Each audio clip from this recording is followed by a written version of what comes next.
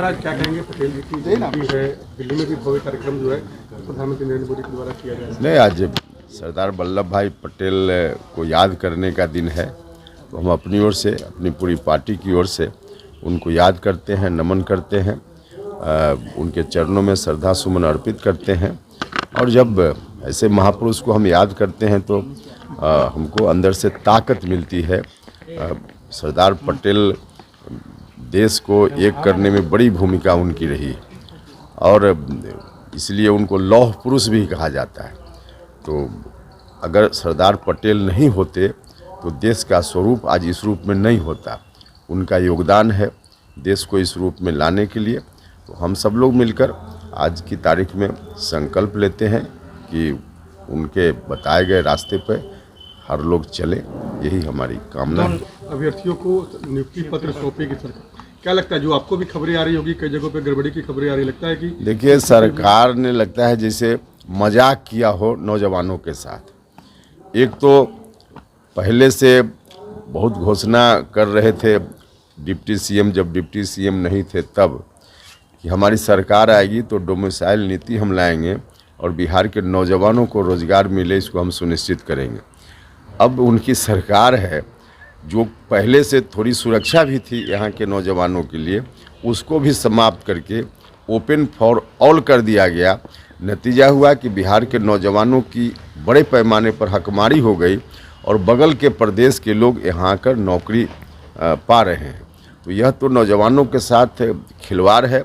और जिस तरह से रिजल्ट आया है, चारों तरफ से इस रिजल्ट के बारे में नौजवानों के मन में, अभ्यर्थियों के मन में परेशानी दिख रही है।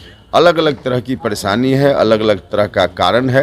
अब सरकार आनन फानन में कुछ काम करती है तो नतीजा यही होता है।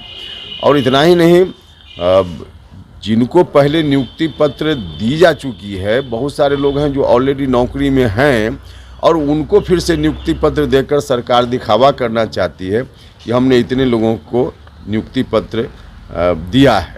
तो अब इस तरह की स्थिति में पूरे अराजक माहौल में सरकार चल रही है। आपको क्या लगता है सर, महागठबंधन के लोग जो है नए गठबंधन को लेकर काफ़ी खुश दिख रहे थे, लेकिन मध्य प्रदेश में जेडीयू ने भी उम्मीदवार उतार दिए, समाजवादी पार्टी भी चुनाव लड़ने लगता है कि महागठबंधन जो है बनने से पहले ही इंडिया अलायंस जो है वो कहने के भी कर रही है। देखिए, हम तो बार बार कहते रहे कि स्वार्थ के आधार पर दोस्ती नहीं चल सकती, त्याग के आधार पर दोस्ती चलती है कहीं भी। और जिस विपक्षी गठबंधन में सब लोग अपने अपने स्वार्थ के कारण हैं, कहीं किसी के मन में कोई न तो देश हित है और न विपक्ष की एकता कैसे हो यह नियत है। तो स्वार्थ के आधार पे जितनी पार्टी है, सबके नेता के मन में है कि आगे आने वाले दिनों में कोई बात बने तो हम प्रधानमंत्री बने। इस तरह से थोड़े होता है।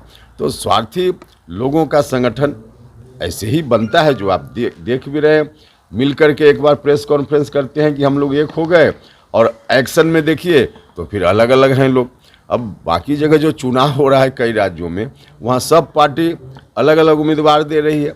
तो इनका कुछ नहीं होना है, ताश के पत्ते की तरह ये इसी तरह से और बिखरेंगे, देखते जाइए। सीट कब तक फाइनल हो जाएगा? क्योंकि लगातार आप भी दिल्ली जा रहे हैं, बड़े नेताओं से मुलाकात हो रही है बीजेपी की। नहीं, दिल्ली आना जाना तो कोई ज़रूरी नहीं कि हमेशा आदमी एक ही काम से दिल्ली जाता है, वो अलग विषय है। लेकिन सीट शेयरिंग का मामला हम लोगों के बीच निश्चित रूप से बिना कोई परेशानी का हो जाएगा, उसमें कोई दिक्कत नहीं है, कर लेंगे हम लोग। ठीक है।